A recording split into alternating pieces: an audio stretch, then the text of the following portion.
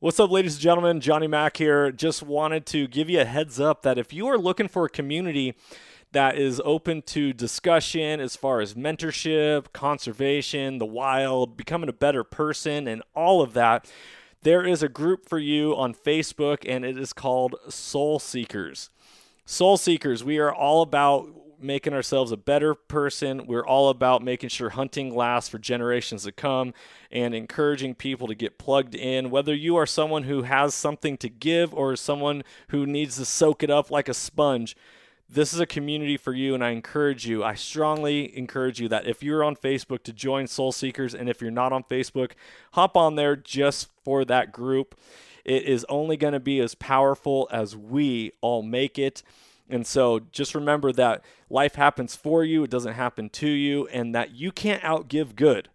You can't outgive good, people. I want you to understand that, and I want you to believe it, because when we believe that and we lead with courage and we lead with intention, lives are changed, lives are transformed, just like on this podcast, transformation through primal adventure. Be blessed. Enjoy this episode. Talk soon.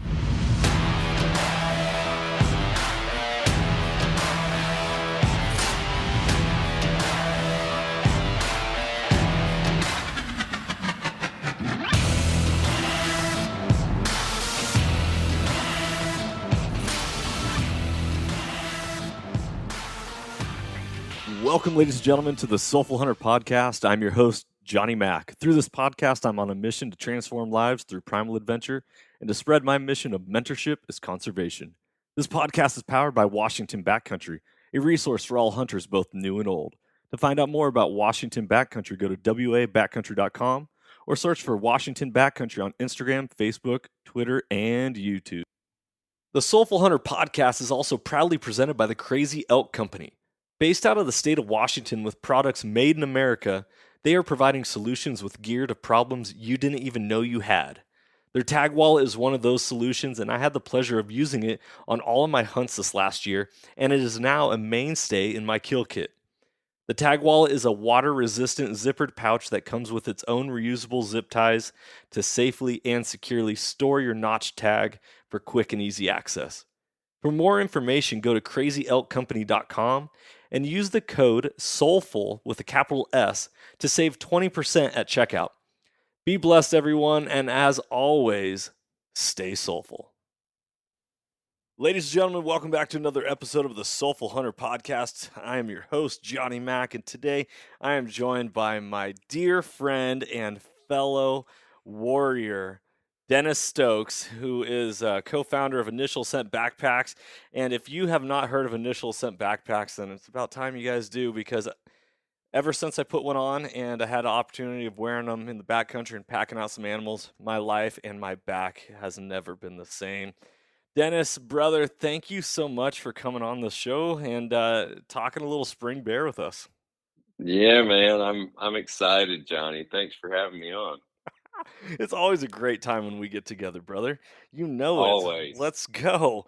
Well, just a little bit more for the listeners. Guys, if you have not ever heard of Initial Ascent Backpacks, go to initialascent.com and sign up for their newsletter. And Dennis does a great job of pumping out weekly newsletters that gives a lot of different information. And one of them that he just came out with on March 27th, March 28th, was bear gear. Do you have the gear you need? And so, Dennis is a self-proclaimed gearhead. I am also a gear nut. I used to sell gear, and I used to buy so much gear that I'd always have a second of everything, so that no one ever had an excuse of being like, "Oh, well, I don't have the gear. I can't go with you." Be like, don't worry, I got you covered. So, so D, talk to us a little bit. I know you're a huge gear nut. Does your everything you pack for a hunt ever really change, or do you really dial it in based off of what animal you're pursuing and your seasons? Well, great question. I would say there's some basic things that stay the same in my pack. My sleeping pad, that stays the same. I actually got a new sleeping pad. We can talk about that, but I'm excited about it. My Except for I use a quilt, so it's a 20-degree quilt, and that's the reason I have to have a good pad. But um, that typically doesn't change. Now, if I'm going on a hunt late season, then I'll change my sleeping bag. But my stove doesn't change. Maybe the amount of fuel that I've got changes. Water purification, that'll be something that may change as I move into later season. Um, I'm taking a water bottle now. I'm taking a water bottle, and I'm taking a 3-liter bladder type thing that refills my water bottle. So I've just really gotten into the water bottle thing, and so that that doesn't change. And depending on the number of days that I'm out there, I mean, I'm going to have the same first aid kit. I'm going to have the same kill kit, other than the game bags. Those will change depending on if I'm hunting bear, deer, elk. Um, all the toiletry type stuff. That's all going to be the same. My mapping system, that's going to be the same. My fire starter, all of that stuff is going to be the same. I'll always carry my satellite emergency, you know, Garmin InReach Mini in. So yeah, um, all of that's going to be the same. Now, when we move into later season, I'm going to probably go with a couple more layers, that sort of thing. The spring bear hunt, I'm probably not going to bring my puffy pants, but from October on, I'll have puffy pants in my pack. Ooh, puffy pants. That Yes, just that sir. that just like the sound of it. It comes off the lips so nice. It Puffy does, pants. doesn't it? Just little puffy pants. Dude, That's right. I think Dennis, Just saying it. you just earned your nickname for the mountain brother on our hunt. It's like, hey, we got Two Shot Tony, we got Iron Will, we got Puffy Pants Dennis. Golly. There Then we go. you're gonna make me bring them then. I'm gonna have Yes, to bring them, yeah. You're gonna be rolling around camp in a t-shirt or just maybe no shirt and just puffy pants. Like, yeah, puffy Yes. pants and a bino harness. Oh, dude, you talk about a TikTok video we're gonna make. Yes, puffy pants. Yeah. What up, puffy pants? Oh my gosh, you got me rolling right now. Okay, so we are gonna follow this article that Dennis wrote, and what it is, and I really like this article because Dennis, you break it down well. Number one, it all starts with the foundation, and that is the backpack, and it's really interesting because people so often will just be like, "Oh, what's one pack to rule them all?" But it's so interesting when it comes to backpacks because if you have too much room, you'll end up bringing way more than you need, and then so it's like trying to fit that pack to fit your gear and then make you reduce weight as much as possible by not Mhm. having extra. So what size pack are you bringing, and on how many, and let's talk specifically for our bear hunt that we're going on here in May. So that's what is that, 4 day, a 5 4 day hunt, days. 5 day hunt? Yep. Yep. 5 days. And so for a 5 day hunt, I'm gonna bring the I4K pack with pannier.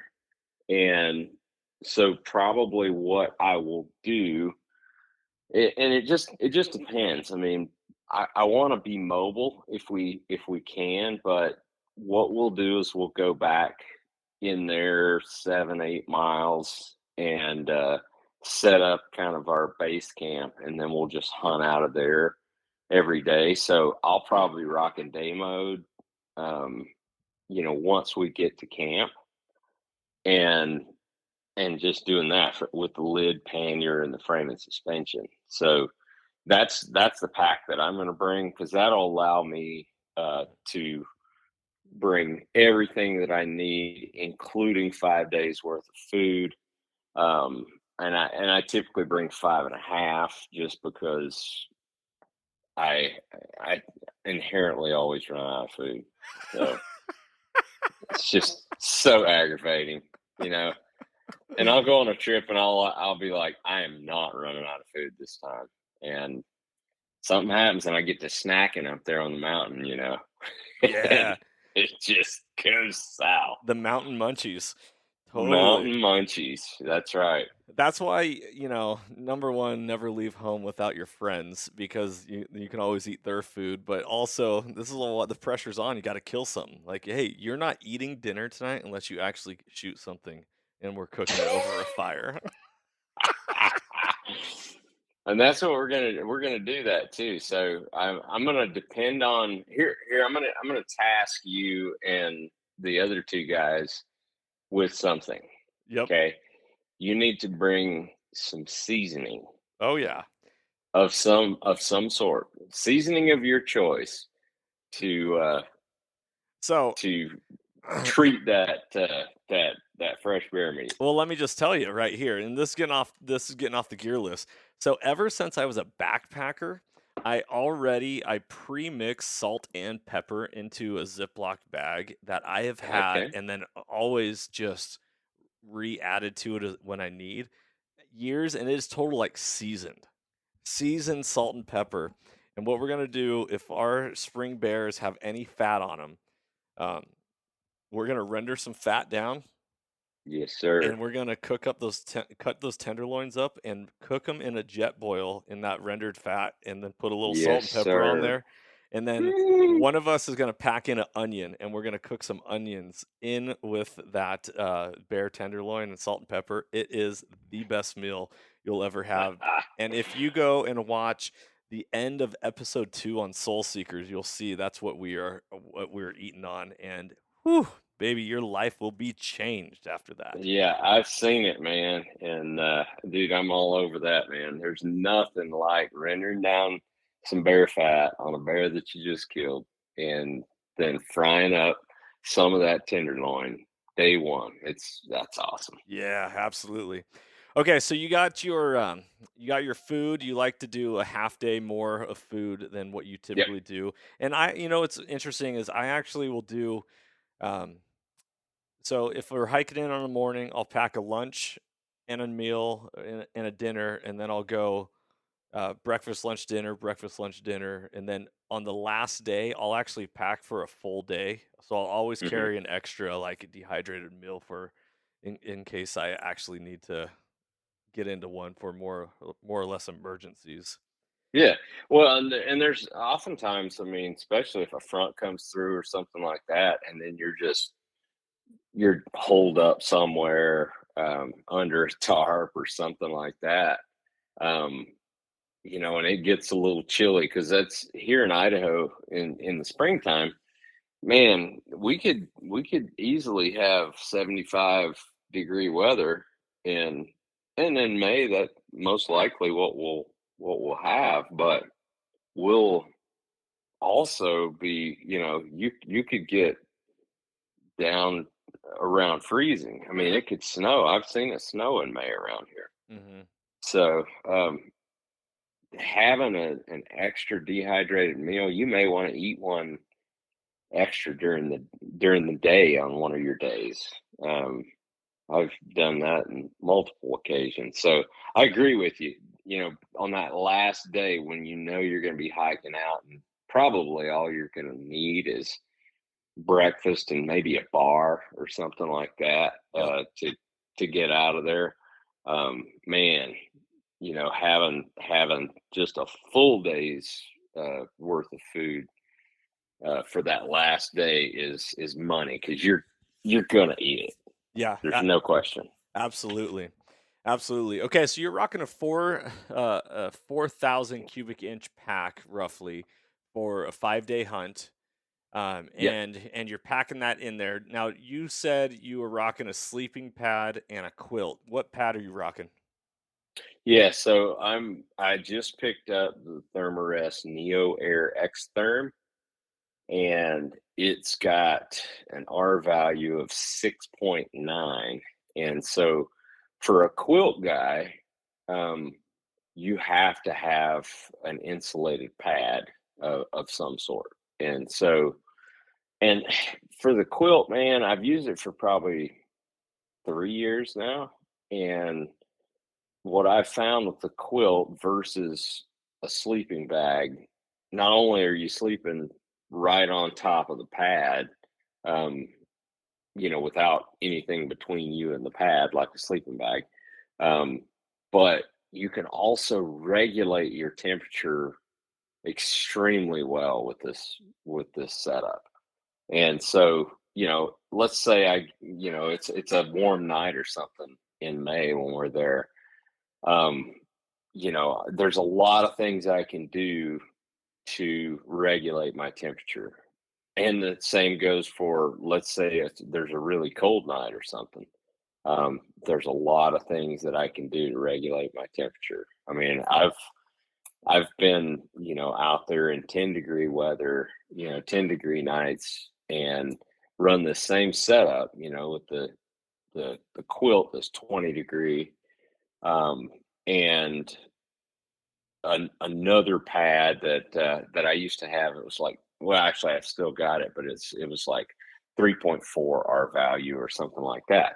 But what I do to increase my insulation, I just throw my puffy on and my puffy pants, and I'm golden.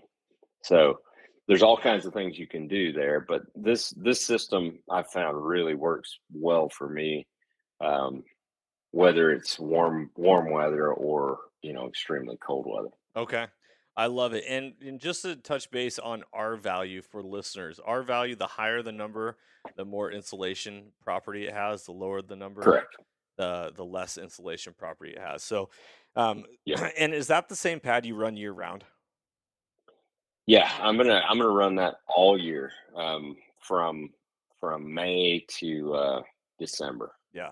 I do the exact same thing, only I bought, I just went on Thermarest's website while we were talking right here, and they don't even sell what I what I have anymore.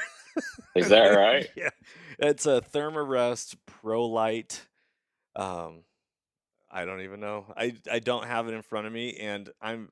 This just goes to show, like, I've never gone wrong with a Thermarest mat pad, Yeah. and I've had it 15 years, and I've been solid Wow. on it, and that's had a lot of uh, nights being slept on it, and I'm not a lightweight either, so I'm over 200 pounds, and on an air mattress that's a open cell foam, there's a lot of danger to be had. Oh yeah, for sure. And one thing, like, for your listeners, if there's something that, I mean, there's going to be multiple things, especially as you get older, in your pack that you're going to take on a trip for, basically, creature comforts.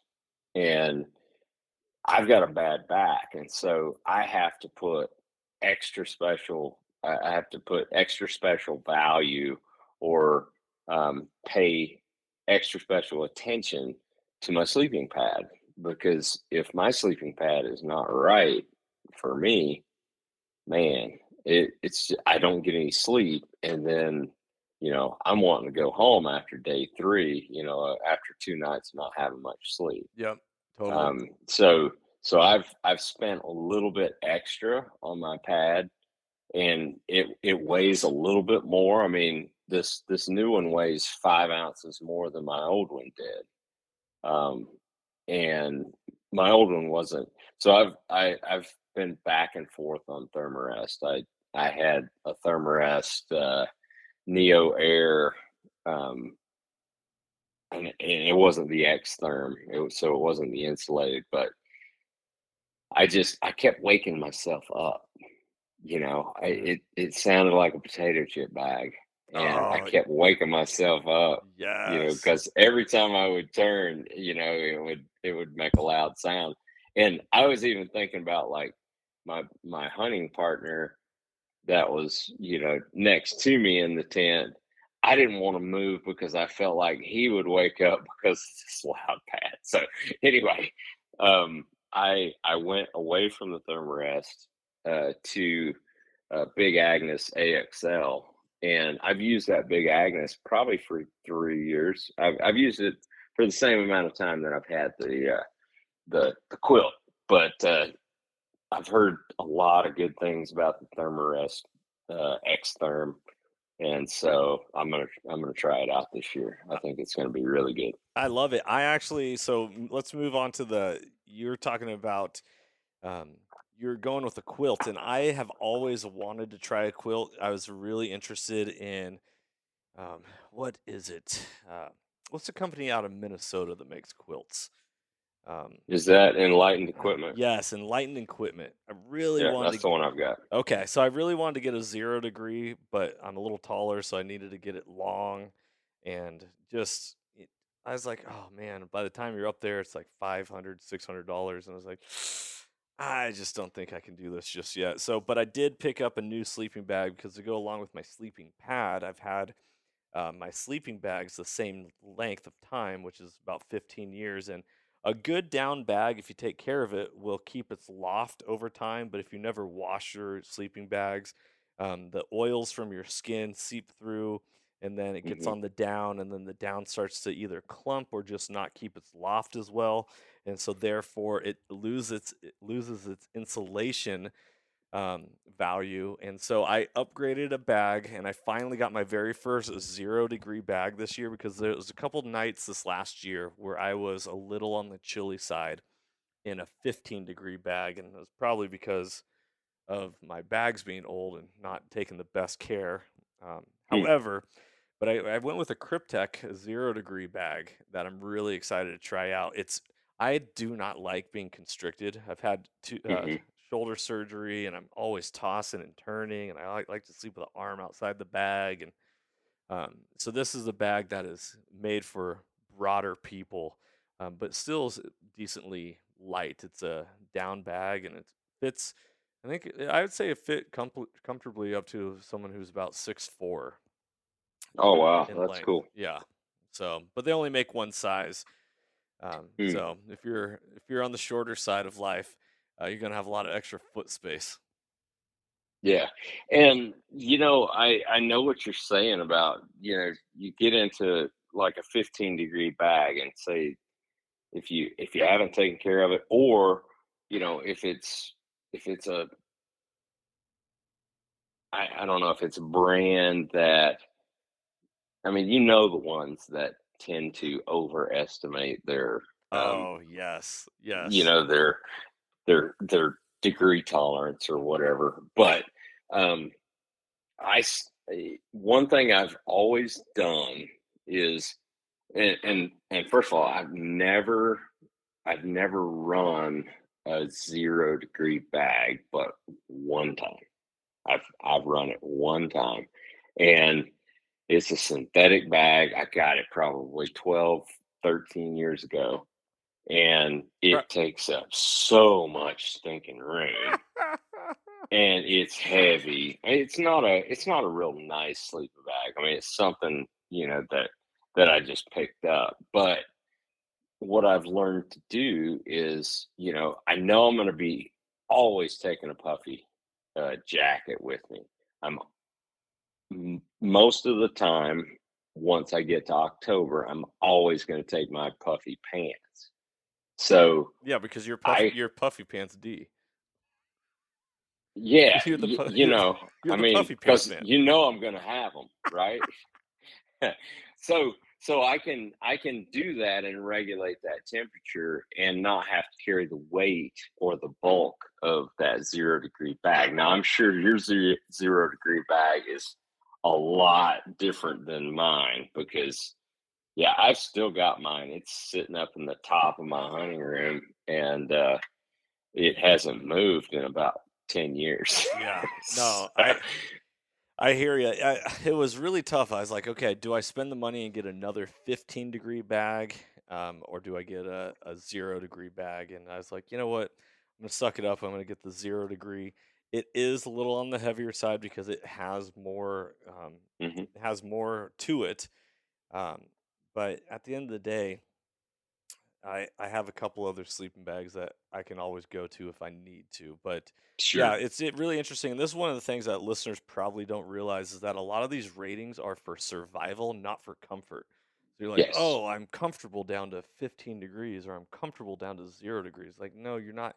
It's just saying that you're not going to die, which is quite a line to. Yeah, and I tell you what, that's a really important piece of information when you're out there buying sleeping bags.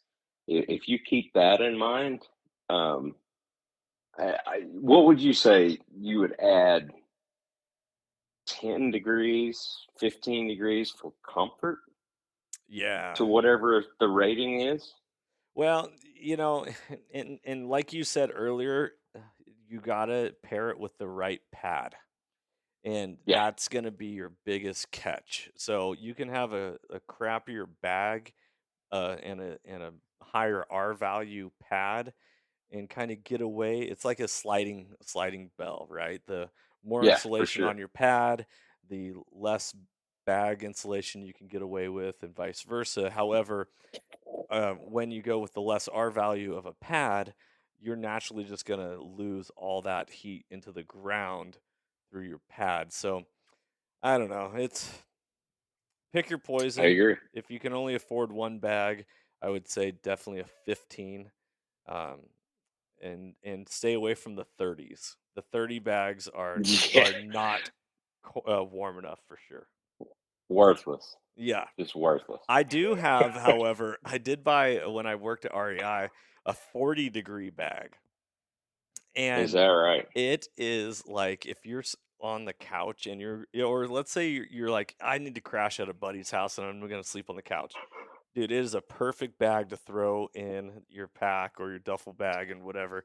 And I've almost brought it on August bear hunts when it's 90 degrees out, but I'm like, dude, if it just gets any colder, I don't want to risk it. And so I ended up always like sleeping with my bag completely unzipped and like, Yeah. like, Letting that sucker breathe. yeah, mouth breathing up in that tent. Poor two shot, That's right. Poor two shot. panting like a dog. Oh yeah.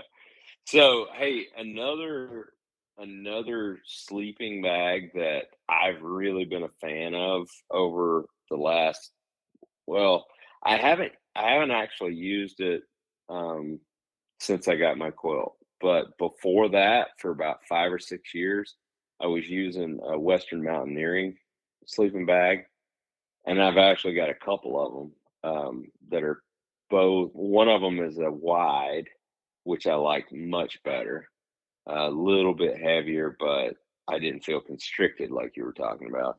Um, so, but Western Mountaineering is just really, really, and I think they're made out of Montana or something, but they are just really, really nice bags and probably hold when they give you a temperature rating, it probably holds as close as any sleeping bag I've ever owned.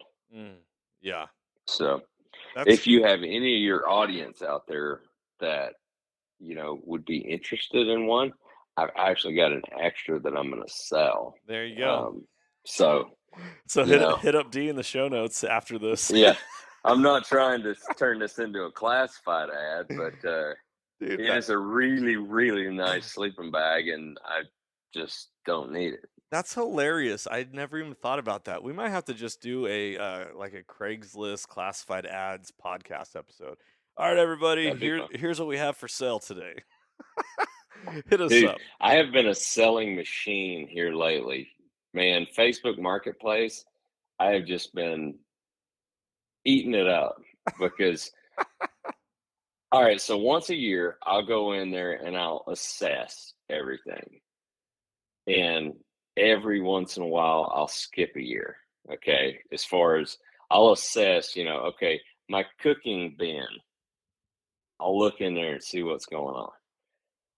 Dude, I had, so I've been running the mini mo from JetBoil for a while. And I love the stuff. I mean, it's awesome with that variable temperature, simmer mode, and all that. But I'm like, man, it takes up quite a bit of space in my pack because it's pretty wide. Hmm. Um, and then I found this micro mo, and I'm like, oh, okay, so that still has the variable temperature. It's a little bit lighter, a little bit smaller, but for everything that I'm doing, it's still going to be fine. So I bought one of those, and that was just a couple weeks ago. Wow. Yeah, it's And funny. then and then you're gonna laugh at this. I go to my bin, that has my kitchen stuff in there, my cooking stuff for backpacking in there. I see my mini mo right there. I see a flash in there that, yeah, I haven't used in several years. And then I see another micro mo in there. I already had one, Johnny. Oh my gosh. Well, good. I'll buy your second one because I have never had a jet boil and I always wanted one. Dude, it's on Facebook Marketplace for a freaking steal at $75. There you go. There you go. You can take that off and I'll pick it up from you. Okay, perfect. Done. That's hilarious. Yes. Yeah, so when it comes to and we haven't even covered tents yet, so we'll have to cover shelters here in a second. But Oh yeah. I I want to go off on that just a little bit. yeah, So yeah. I'm ready. Okay, so I'll just say jet boils, absolutely. They are, I mean, at the end of the day, when I used to backpack before I started hunting, I'd always carry a frying pan with me because a lot of times I was always going to a destination lake and I'd be Sure. fishing and I'd want to cook up mountain trout. The issue Right. is that, and that was why I steered away from the jet boil because I was like, well, I don't want to be limited to just this like pot style Nalgene shape to cook in. However, I will say since moving into hunting, the last time I was specifically fishing and backpacking was, well, probably like over 10 years ago. So Mm. I highly recommend the jet boils. I am rocking a Snow Peak Gigapower with a electric igniter that has been great, along with, oh man, not Sea to Summit. I forget what exact brand it is, but they have the solos where it's a pot with a cup and the stove and the canister all fits right inside of it. Oh yeah. That's been fantastic for me, but ever since I started hunting with Two Shot, he and I have the same setup, and I'm like, I'll carry the tent, you carry the stove and all that stuff. So I actually don't even bring it with me anytime anymore. So, Perfect. right? And that's Yep. another thing is if you're going with hunting partners, split up your gear. If you're going to share a tent, have someone take the poles, the stakes, or whatever, Yeah. and then split up the gear. You don't need to carry double of everything. Right. So, all right, let's talk tents. D, Okay. go ahead and hit it home. What are you rocking this year? All right. So this year, and I got to be honest, I've been going back and forth on this hot tent thing. You know, trying to figure out, okay, do I want to take that plunge, get a stove, and have a shelter that can house the stove and yet be light enough that I want to deal with it, right? Hmm. And so for tents, here's what I'm looking for. I'm looking for something that I can obviously comfortably be in with my pad, sleeping pad, but also I want to be able to put my gear inside as well.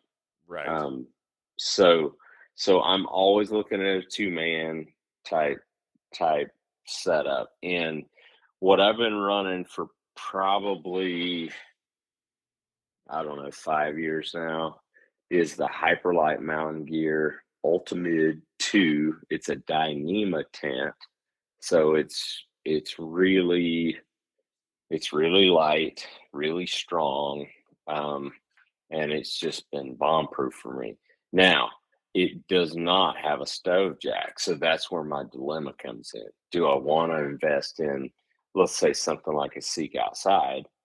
Hmm. and and get their U-turn stove and do that whole thing. Um, I'm really interested in that, especially from October on. I don't know that I would use it that much in the spring for bear season where we go Right. and at the time of year we typically go. I think it might just be too much. Well, that's one of the Um, things is unless you, how often are you actually out in the wilderness in the late October, November time, when yeah, you know you're going to get pounded with some snow and some weather? yeah, yeah.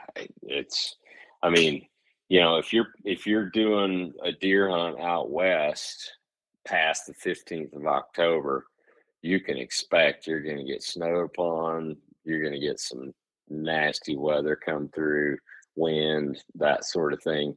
And then, of course, when you get into November, I mean, it's just it. You can get snow at any time in the Yep. high country. Yep.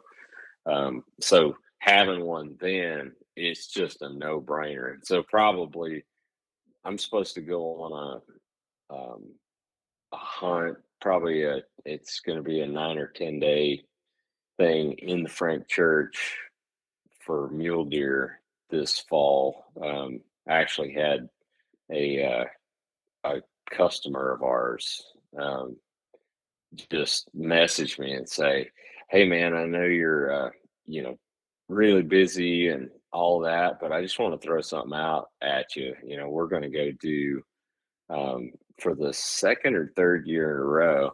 We're going to go into the Frank Church for about 10 days with llamas." And pack in about 16, 17 miles and get into some deer. And we would love it if you'd come along with us. And I Mm. looked at my calendar for November and I'm like, okay, I'm game. I've never hunted with llamas. And, I love the Frank Church. Right. So, Right. so anyway, I'm headed there in November. Oh, But sweet.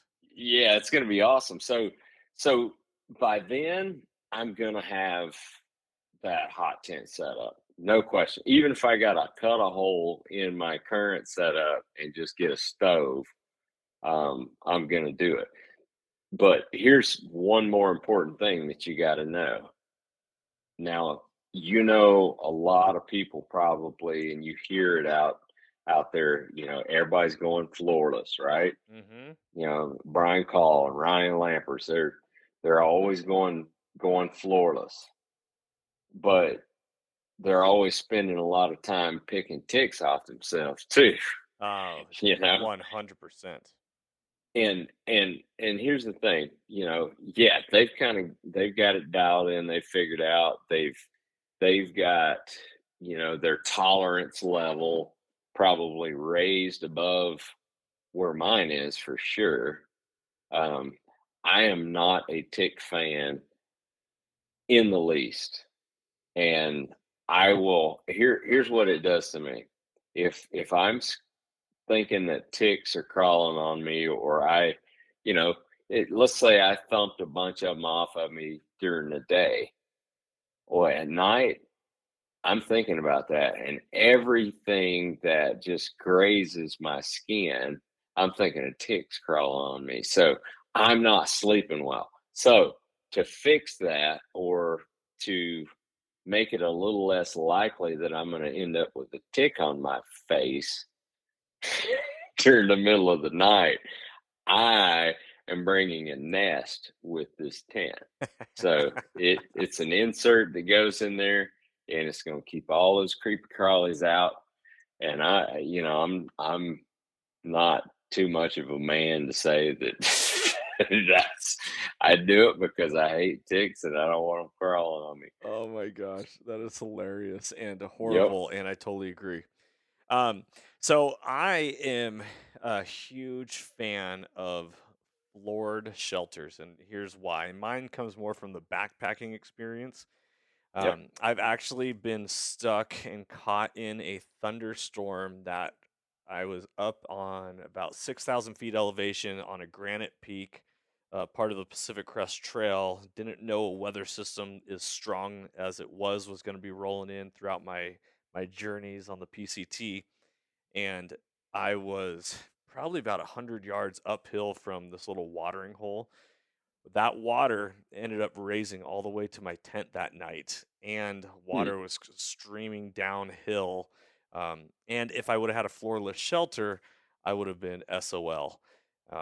Yeah. So I ended up able to, my bathtub bottom kept all my gear safe and made it through. And I was like, man, unless I have to, I don't think I'll ever go without a enclosed tent ever again. And I'm a huge fan of like what you said earlier, creature comforts.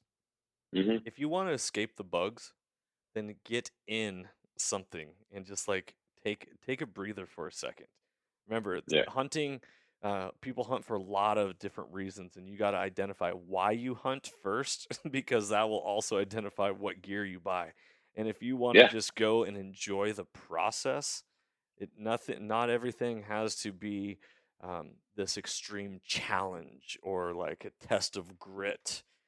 It can be an enjoyable process as well, and that also helps based off of what gear you purchase. So I'm rocking a two-person REI quarter dome tent that I've had um, for about 10 years Hmm. and absolutely love it. It is, Yeah, that's a solid tent, oh, man. dude, it's the tent that saved my bacon in this storm. And so it is a cross pole design with sleeves. So a lot of tents don't have sleeves anymore, but it's Hmm. really quick to put up, which I love because I've had to put it up in rainstorms very fast.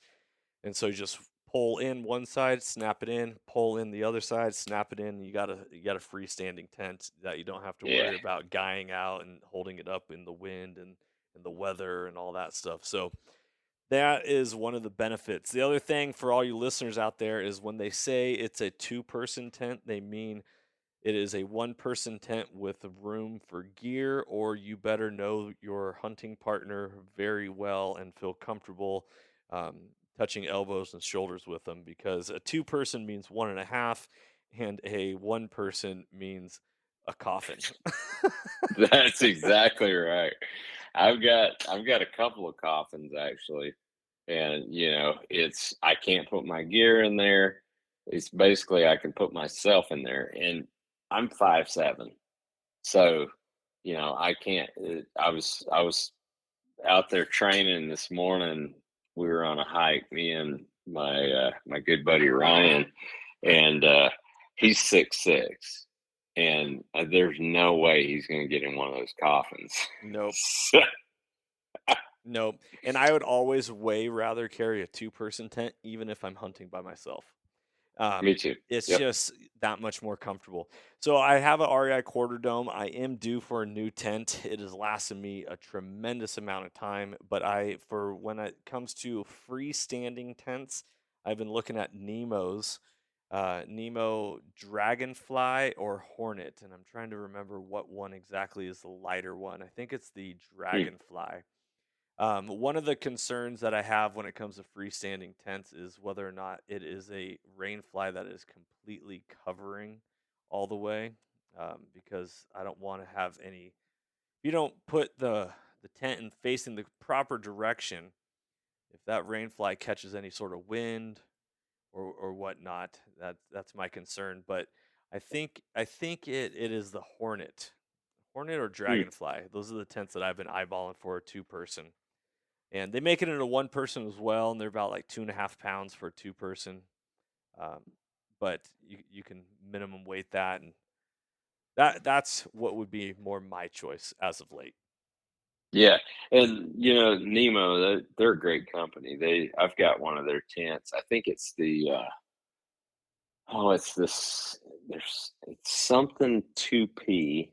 It's a two-person tent, and it's got dual side access, and I've really always just loved that tent, and so and it's a light. They did a really good job in designing that. Do you use So it? Do I you would use it imagine. much? I don't. No, I don't use it a ton actually. I I've got this basically this one man tent. Um, that it's just it's so much lighter than anything else that I've got. And at times, especially when I know that there's not going to be weather, say August, for instance, on a high country mule deer hunt, I have taken this thing because I can put it in a small space. I don't need all the surface area. I can put it in a deer bed and be just great. Um, so my Nemo, um, I haven't used it in quite a while actually.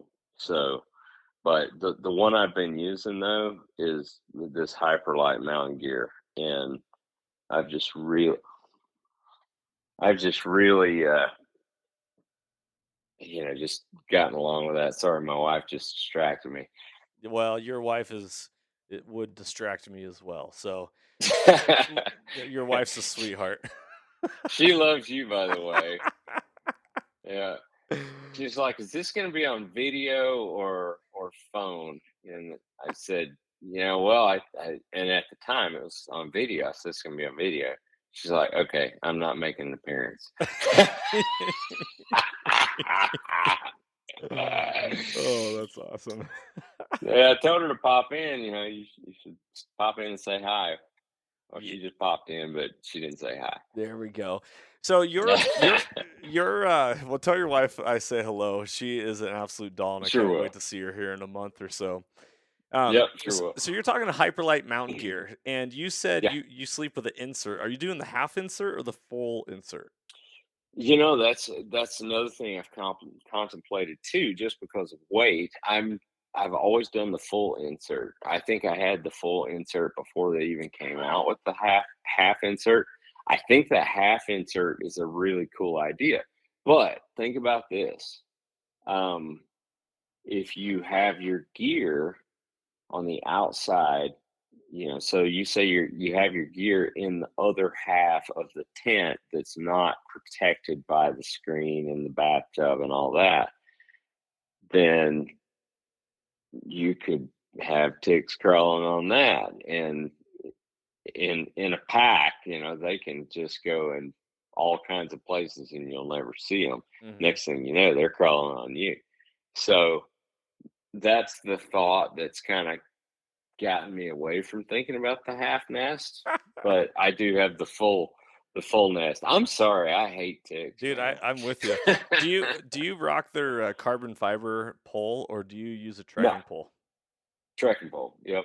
I use a trekking pole. Or I'll tell you what I've done on multiple occasions. I've found like a stick that I've actually used instead of my trekking poles. Because here's the thing. I mean, if I like to take my trekking poles when I go to hunt, and especially if we're successful, then we're packing out. I like to have those trekking poles with me, so I'm always either having to just use one trekking pole when I'm hunting, or if I can find a stick that I can whittle to the right height or whatever, I'll use that stick instead, and that way it keeps my trekking poles out of the equation, Mm. and I didn't have to pack that stick in as well. But I can take my trekking poles, leave my tent erected, and then go hunt. Yeah, that makes sense. So that brings us to the next question: do you always hunt with trekking poles? Always, Yeah. yep. Especially, I would say the last 10 years, I've hunted with trekking poles. It's just such a game changer, man. I mean, whether you're young or old, it's like going into it's like having four-wheel drive. It I really mean, is. it is. It's all about energy efficiency, Yep. and whether you're packing out something or you're just packing in. I've still got them, and I'm still using them, to maneuver around. So there's times where I'll take and just put them up, but I've always got them at the ready, Hmm. because we get something down and I'm using those doggone things. I'll tell you this: remember seeing people with hiking sticks, and I was always like, dude, what a bunch of wusses. Yep. But this was the young, ignorant, uh, like teenager in me that it was like, dude, screw it. And then I hit the age of, I think I was 22 years old, 21 years old, and I did my last backpacking trip. Hmm. No, this is so stupid, Dennis. I did my last backpacking trip at age 21 or 22, and I never had a sleeping pad. I always just had like a full square, like Fred Meyer sleeping bag that I just laid on the tent floor and just slept. And I remember being like freezing cold and achy, and Oh, pine cones and rocks were in my back, and I was like, screw this, I'm getting a pad. and ah, and so the point of that is when I always looked at trekking poles the exact same way, and then my very first year working at REI as an employee gift at Christmas time, they gave us all trekking poles, and I was like, I'm never gonna use these until I started using them, and I will say it is exactly what you said. It is like 4-wheel drive, and it's funny that there's a brand called Sissy Sticks because I'm like, yeah, that makes sense. yep. Just like, That's right. you know, don't hate it till you try it, right? And Yep. And you mentioned those. Those are the best trekking poles out there. They're like they have a carbon fiber upper, but an aluminum lower. And so, I mean, I don't know if you've had experiences with carbon fiber yep, poles, that are all carbon fiber poles. If you're crossing a creek, man, and you've got those rocks that you're trying to navigate and that sort of thing, I've snapped a couple of pairs of those things. So the aluminum lower actually takes that risk away. And so I've been really happy with them, man. nice. I have snapped some, but not in creeks, but definitely in between rocks, and Yeah. they were all always carbon fiber as well. So, okay, so we've covered backpacks, tents, pads, bags, cookware, trekking poles, water filtration system. What are you rocking? Yeah. So this year I'm doing something a little bit different. I had a buddy of mine back last year show me this system. I've gone back and forth between, say, the Sawyer filter system, you know, and the SteriPen. And I had the SteriPens worked fine. Um, Especially in the springtime. I don't mind that at all because water is Everywhere. plentiful Yeah. and it's flowing, and you don't have to worry about, floaties too much. Um, yeah, but I got I got in a situation back last spring with my SteriPen, and so I had two SteriPens, and I mean I was only going to take one of them, obviously. And so I had bought this ultralight one and packed it and was ready to go. And, I had my extra battery in there in my pack, and well, come to find out, this sucker was rechargeable. It didn't have a regular battery. Oh. And I had basically grabbed the wrong one. Hmm. And so it's like a freak out moment for me. And my charger, like my power bank, it wouldn't charge it. I mean, you have to leave it sit on there for quite a long time. And so me and the guy that I was with, so he didn't bring a water filter or purification system. He was relying on me because I had my SteriPen. Okay, everything's gonna be fine. But we get out there, and that sucker is not charged up, and there's no way to get it going, other than we would leave it on the power bank for an hour just to get one filter out of it. Oh. and multiple times, we would have to turn it on, and you see that little light in there, and we'd stir it around for maybe 10 seconds. So then that sucker cut off. Mm-hmm. So, we would crank it up again and, stir around for 10 seconds. Then you're in your mind, you're starting to get a little worried that, hey, you're not getting stuff done. So, and that's why I always carry those, little aqua iodine tabs, Yep. just for backup. But you got to let those things sit for 3 4 hours.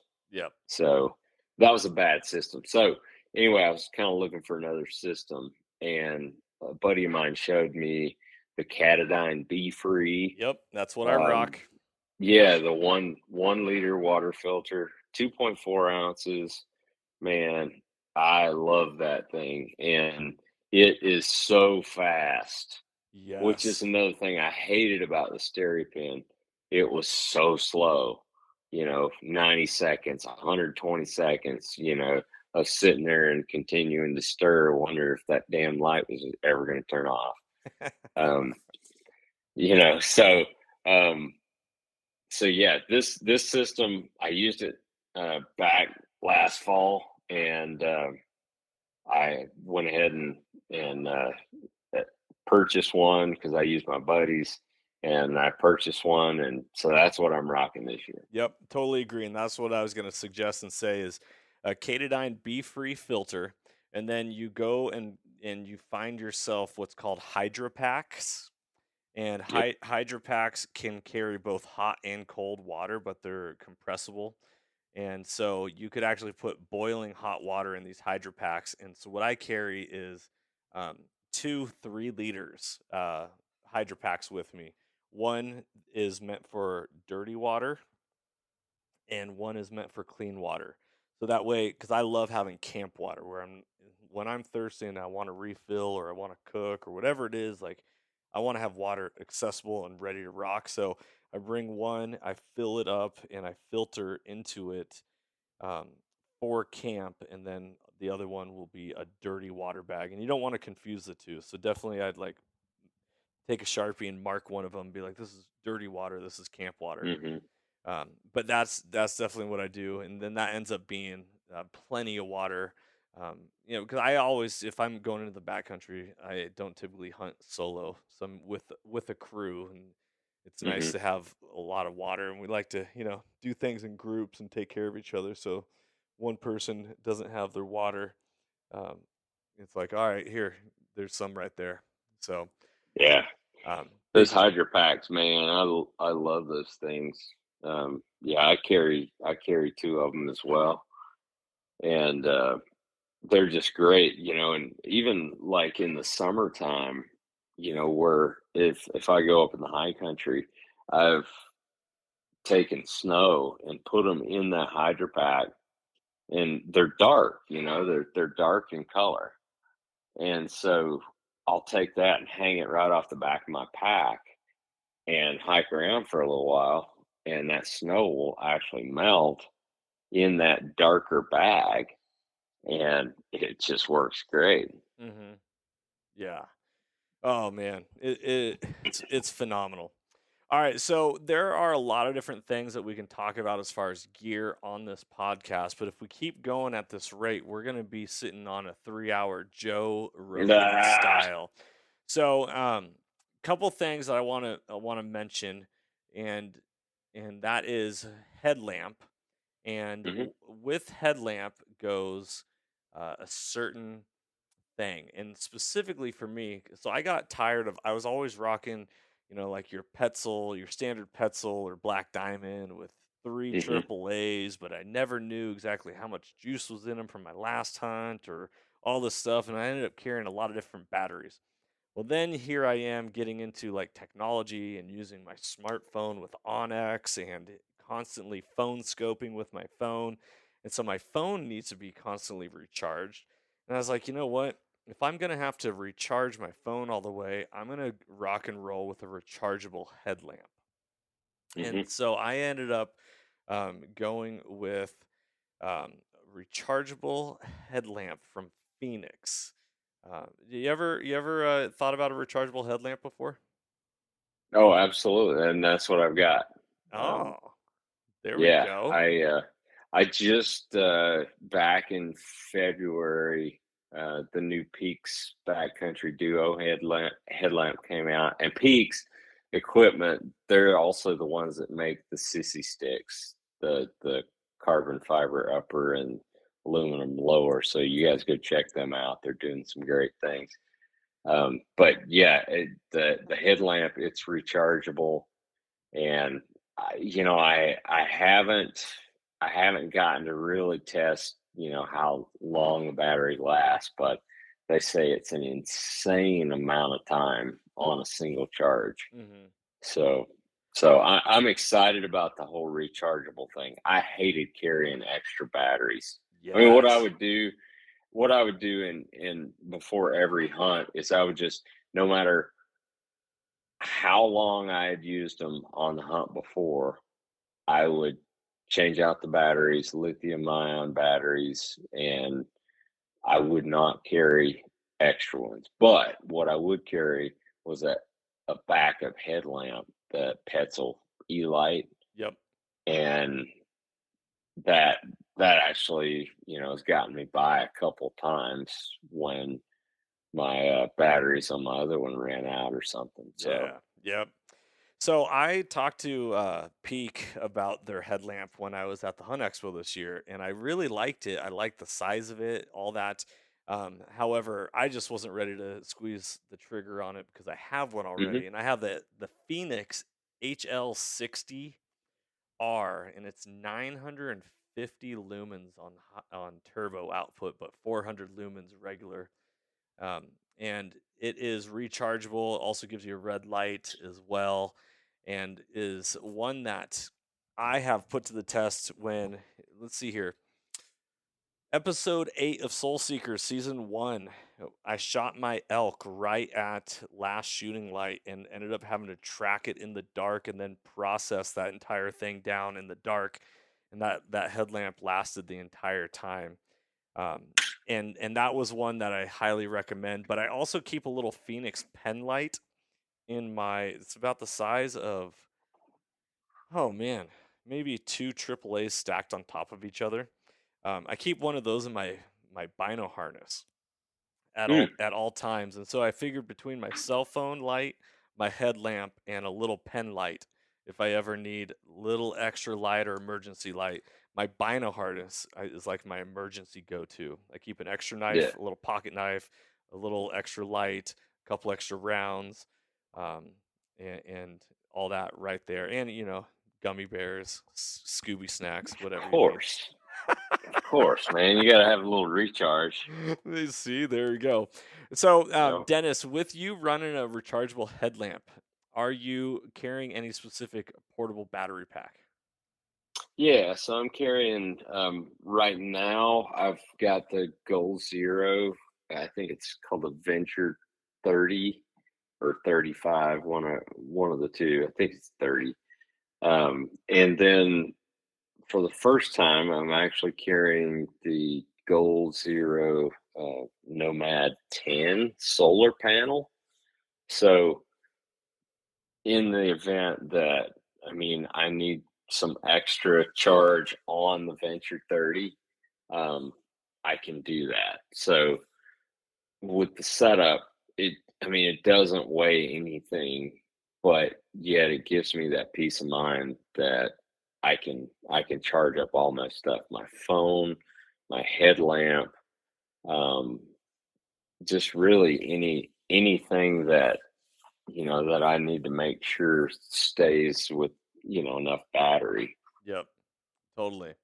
That What makes about sense. you? What are you running? So I had a Goal Zero, or I still have it, solar panel, but I just found living in Washington and doing most of my hunting in Washington, it wasn't very effective because you have to have direct sunlight on those Right. solar panels and leave them out for a long period of time to actually get an efficient charge. Now, if you Yep. live in more of a sunnier location, I would say absolutely go for it. But what I found is bang for your buck. If you go to Amazon.com and you type in Anker, Anker Power Core portable charger, they have a 10,000 mAh power bank for 25 bucks. And your standard, so are you an iPhone guy, Dennis? Yeah. Okay, so a standard iPhone has about uh, 5,500 to 7,000 mAh as far as like how big the battery life is. And a lot of these iPhones, they last for quite a long time. So you can actually take a look and Google what cell phone you have, and it'll tell you what your battery capacity is. Hmm. And so I'll always be like, okay, well, the battery for iPhone 11 has, let's see here. I'm randomly Googling this. It says 4,000 mAh. So off of my 10,000, I can get about 2.5 charges for just my cell phone alone.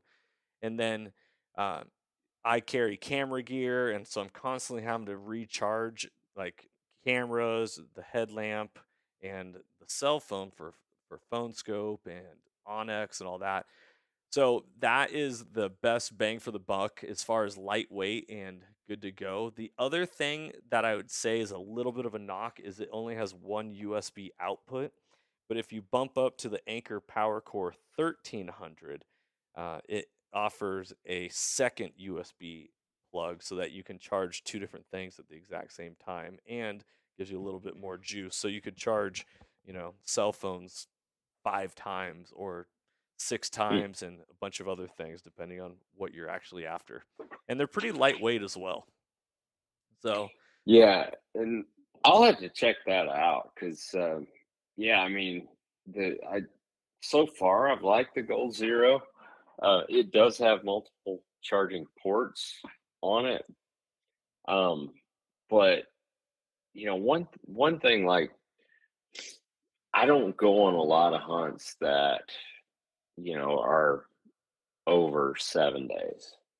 right. Um, my typical hunt probably is a 5 day hunt just because of the nature of my business and that sort of thing.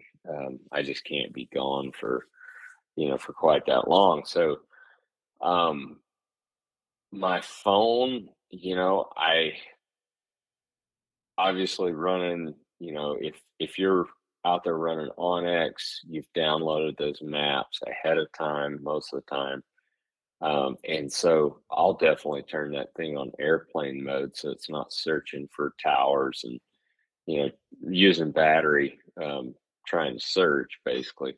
Hmm. And man, it lasts a long time. So my kind of rule of thumb for a power bank, let's say for a 5 day hunt, would be if I can get one charge on my phone out of it, that should be plenty. Hmm. Um, and then obviously go with a full charge on your inReach.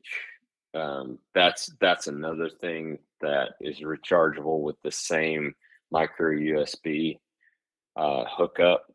So that's another thing that you definitely don't want running out of battery. But with mine, I only turn it on a couple times a day. I'll turn it on to I'll text my family or whatever with it, and then once I hear back from them and I finish the conversation, I'll turn it off. So I don't use a ton of battery. I can go on a 5 day hunt and not use up all the battery on that Yeah. easily. I must be doing it wrong. With my phone scope footage, man, we just let that phone just record and just it's Yeah, constant. and if you're doing that, yeah, man, you gotta have a way, and me, I mean, yeah, I use a phone scope as well, but I'm not, you know, I'm not getting a bunch of footage, for a show either. So, Totally, totally.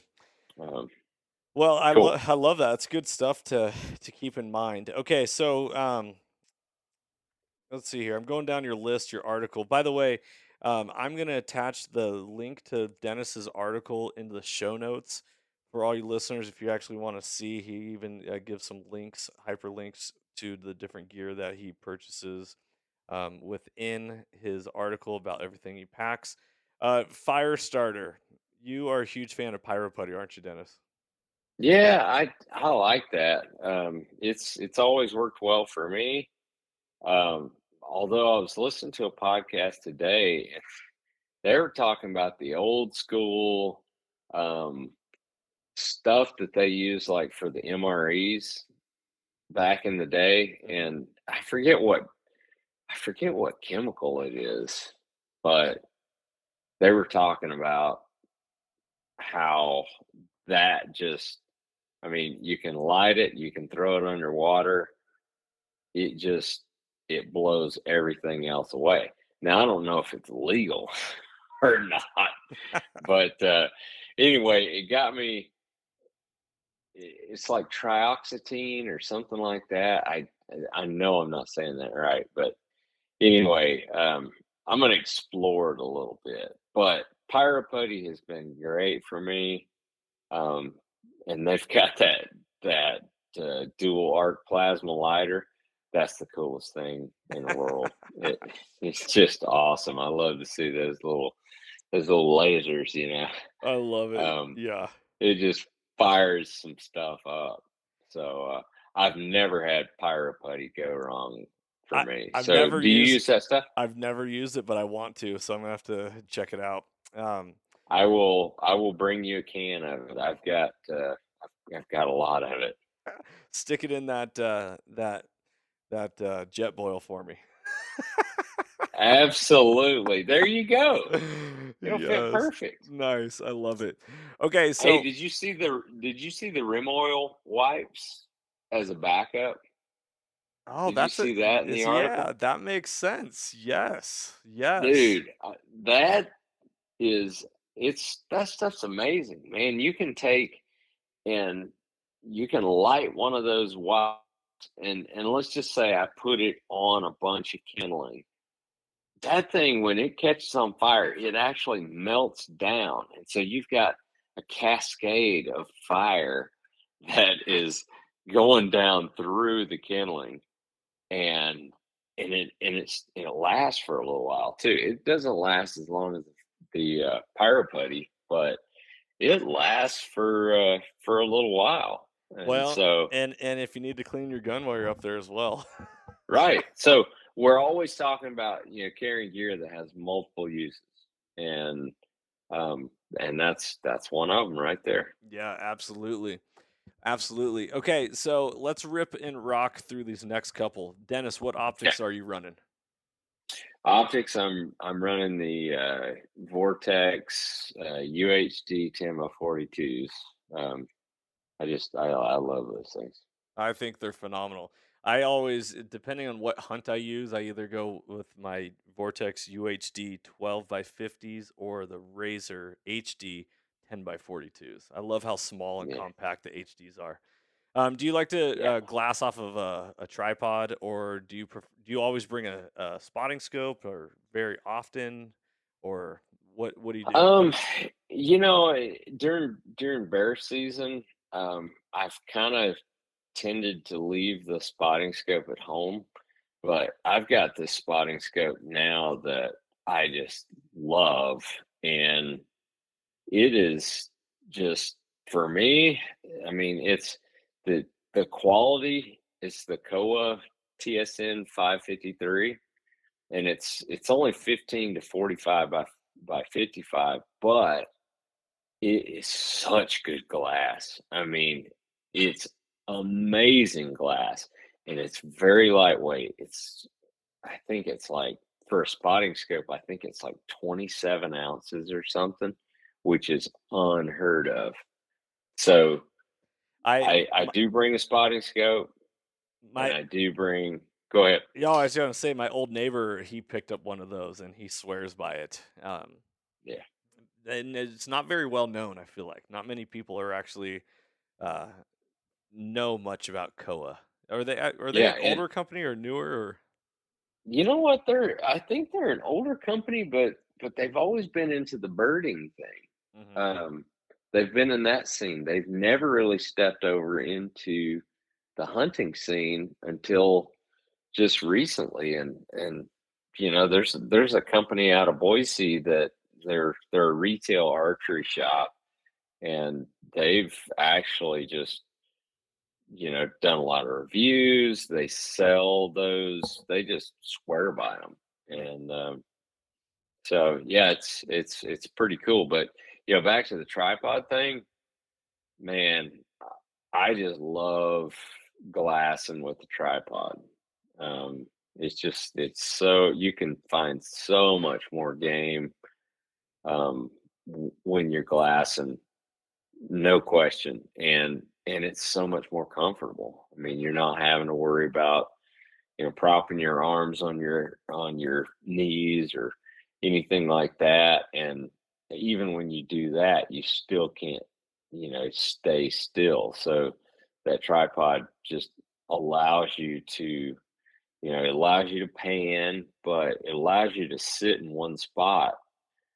And so what happens is you catch that movement. You may not see the animal, but you see the movement in your sight picture. And if you're holding your binos looking at the same spot, there's no way you can catch that movement. hmm Yeah. No, I totally agree. The fatigue also drops away Yeah. a whole lot more. So I love an angled spotter. I've always run Vortex products and the Razor Hmm. spotting scope. I always ran a 65 millimeter. I felt like it was a perfect in between the more power versus ultimate power or the Yep. lower end. I had a 50 millimeter razor and I didn't like the rubber eye cap, especially for phone scoping. It just couldn't attach things as well. And there was Hmm. times in which I was like, I just want a little more zoom. So I went with that, ended up getting a 85 millimeter razor spotter, which I love, but there's a big weight difference between the 65 and the 85. And so Yeah. I'll probably drop back down to a 65 at some point. The tripod that I'm using is a Vortex Carbon Summit 2, which is, Hmm. as far as carbon tripods, breaks down super small, lightweight, love it, hate the head. So, what I would do is I'd recommend taking that head off. And there's a company out of Washington, Wiser Precision, and Yeah. they make an ultralight pan head, super expensive and all extra worth it. I'm going to get this guy on my podcast here pretty soon. I've chatted with him. Makes some cool products, and that pan head would be a great partner for the Vortex tripod. Otherwise, I'd say check out Two Vets. The Two Vets tripods are great, and it is the oh man, I should have had all this written down. I thought I knew my gear a whole lot better than that. The Two Vets tripod that is good for backpacking is the let's see here, the No Name Junior. The No Name Hmm. Junior. It's strong enough to shoot off of, or stable enough to shoot off of. So if you want to do a saddle or if you want to do anything like that, and it can be tall enough to shoot off of as well. So that's one if you're looking for a tripod that hits both, not only for glassing but for shooting as well. That's the tripod I'd recommend. So, That's cool. yep. I haven't heard of two vets, so I'll be checking those guys out. Oh yeah, Two Vets, good company. Dan McNanamy, I believe is the guy's name. Former military. Uh, Wanted to create a tripod that would sustain him for what he was doing, and so he ended up coming up with his own. All right, so one of the things I noticed on your list was your field dress kit, and I think we'll wrap it up with this, and just put a pin in this podcast because I believe the clothing one is one we're gonna have to do separate. I believe clothing Sure. is a podcast all to itself as far as like what gear people like to wear and bring. But we do know that you're a puffy pants guy. So does the wife Yes, you know that. does the wife know that? Does the wife know you're a puffy pants man? You know what? I'm gonna tell her tonight. I think you should show her tonight. Step out in nothing but my puffy pants. That's right. Baby, it's on. Um, so I noticed when you talked about your field dress kit, you talked about, and you run the exact same game bags I do, but you only Mhm. mentioned 4 of them. What bags are you using? Yeah, so I'm using the 6 a.m. outdoors ultralight game bags. And so those, if I think, because I've got a couple of different sets of their game bags, but these ultralight game bags, those are the bone out game bags. So the reason I only bring 4 of them is I can, on a typical bear, I can get all the meat, no problem, into 4 of those game bags. However, when you go to, let's say you're going to bring the hide and head out, then I've got a large, heavy duty contractor bag that I use for that, and so that typically works for me. I love it. So uh I think a contractor bag is like one of my emergency supplies that I just keep in my backpack at all times. Yep. Um, but I actually like to run 5 game bags, and Okay. I like to do one for each quarter, and then um, yeah, one for each quarter, and then one for loose meat. Hmm. So that Sure. way, I'll combine front shoulders into one, and I'll put back straps and tenderloins into one. That'll be my 4 bags, and then all my hamburger will go into a 5th bag, or if I need to, I'll put a skull in it. But Yeah. that's typically how I like to recommend is 5 bags.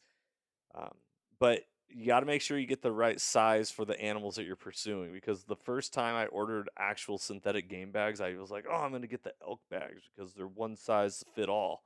And then I held up Hmm. an elk size quarter bag and I was like, holy smokes, this is a lot of fabric and this takes up a lot of room. And so I ended Yeah. up shrinking down to some deer size for all my other hunts, and it's perfect. Yeah. Yeah. The one thing that I have actually started bringing an extra bag for, but you got to bring the right type of bag, um, is for the bear fat. Now, I'm a big fan of bear fat, harvesting that off the bear and rendering it down when I get home. I'm a huge fan of that because I use it throughout the year. Um, so I will bring an extra dry bag, and actually it's the one that holds my sleeping bag, and I will put that bear fat in that, because and the reason I put it in there versus a regular game bag is that grease on the regular game bag will just it'll stay with it for quite a while, and it's really hard to get out, and you can never get rid of this, the smell. Not that the smell is bad, you just can't get rid of the smell. So I won't put the fat into a regular game bag. Plus, I mean, when you've got it in a regular game bag, that oil is it's gonna seep through that game bag, and so it will actually get on everything. So I'll put it in a waterproof dry bag, and it's just great. That's awesome. That's great to know. Great to know. Okay. Any other last piece of tidbits before we sign off and wrap this bad boy up? Um, oh yeah, I mean, it's one of the main things, Johnny. I can't believe you haven't talked about it yet, but bathroom kit. I dude, mean, dude wipes. dude wipes. I, you know, I really don't want to say dude wipes are the shit, but But they'll clean it up for sure. but they'll clean it up. So definitely be taking some of those, or some type of wipes like that. The days of just using toilet paper are over, man. Mm-hmm. So I know you're 100%. adding a little. I know you're adding a little bit more weight, with the dude wipes, perhaps. But man, makes all the difference, especially when you're staying out there multiple days. Especially. Just to be able to get clean, clean those parts. Totally, and especially when you're eating dehydrated meals, that hits you in a whole different way. And so, Yeah.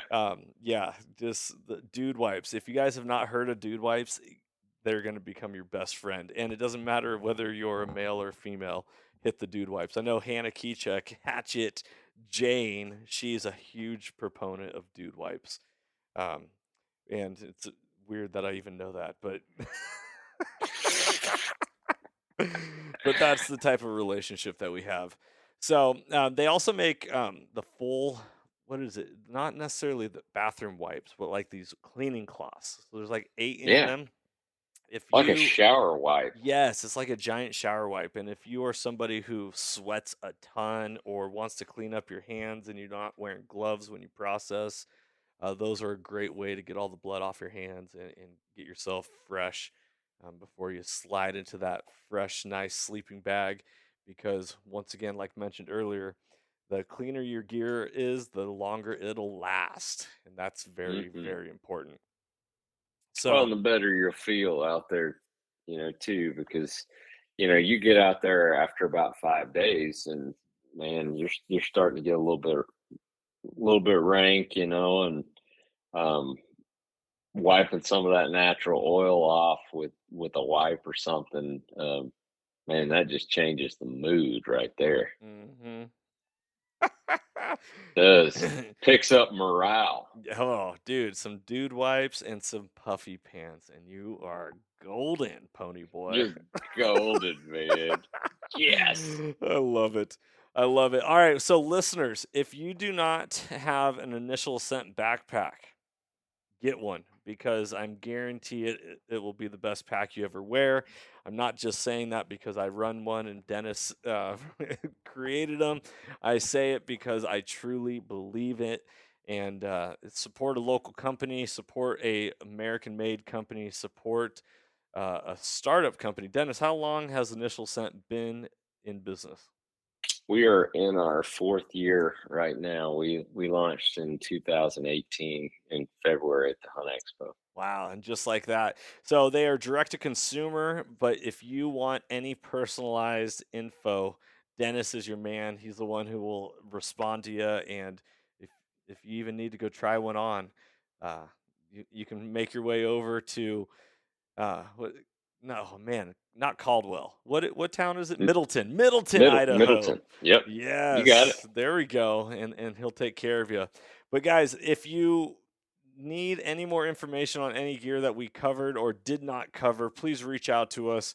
I'll make sure to have Dennis's info in the show notes for Initial Scent, and also you can always reach out to me. Hope you guys enjoyed this episode. Remember that mentorship is conservation, and hunting has the power to transform lives through primal adventure. D Stokes, you're the man. I can't wait to be in the mountains with you here in a month, up in Idaho chasing bears in the springtime, especially since Washington State shut it down. Boo. And It's all right. We're going to forget all about that when we're out there. that's right. That's right. Guys, go check out Initial Ascent Backpacks. Go check out everything that they're doing. Thank you for listening to this episode. If you give it a review, share it with your friends, family, all that. Subscribe. Be blessed. Freedom on. I'm Johnny Mack, and as always, stay soulful. If you enjoyed today's podcast, I'd love it if you could go ahead and give this a rating as well as subscribe. Also, you can check us out on Instagram under the Soulful Hunter Podcast. Make sure to tag us in pictures and posts and use the hashtag Soulful Hunter.